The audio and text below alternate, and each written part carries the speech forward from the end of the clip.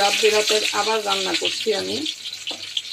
আমার প্রায় সময় রান্না রাতে হয়ে যায়, এই জন্য আজকে আবার আরেকটা কারণ হলো বাসায় কারেন্ট ছিল না, এই জন্য রান্না করতে দেরি হয়েছে। এখন রাত্রে 10টা বাজে। এখানে একটু রসুন ভেজে নিলাম, এখানে এখন একটু পেঁয়াজ দিয়ে দিচ্ছি। পেঁয়াজটা একটু বেশি দিলাম।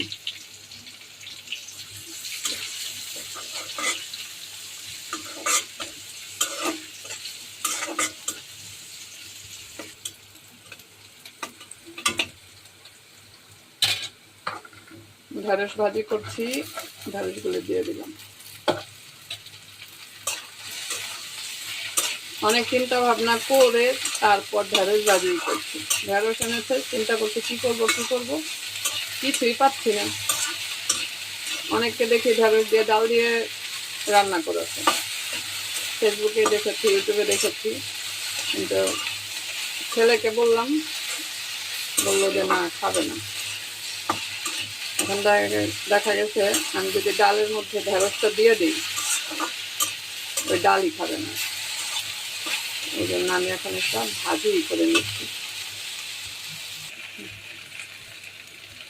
সামান্য একটু হলুদ দিয়ে দিচ্ছি,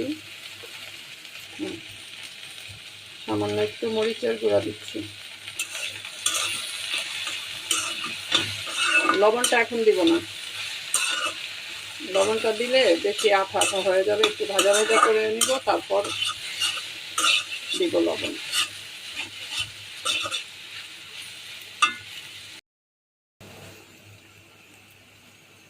লবণ দিয়ে দিচ্ছি।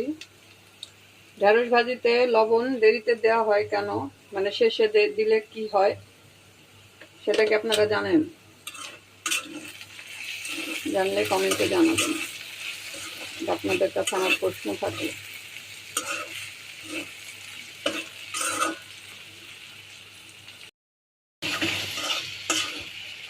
হয়ে গেছে, নামিয়ে নিব। বাটির মধ্যে ঢেলে নিলাম ঢেঁড়স ভাজাটা। কড়াইয়ের মধ্যে আবার তেল গরম করে নিলাম, আর এখন পটলগুলো দিয়ে দিচ্ছি।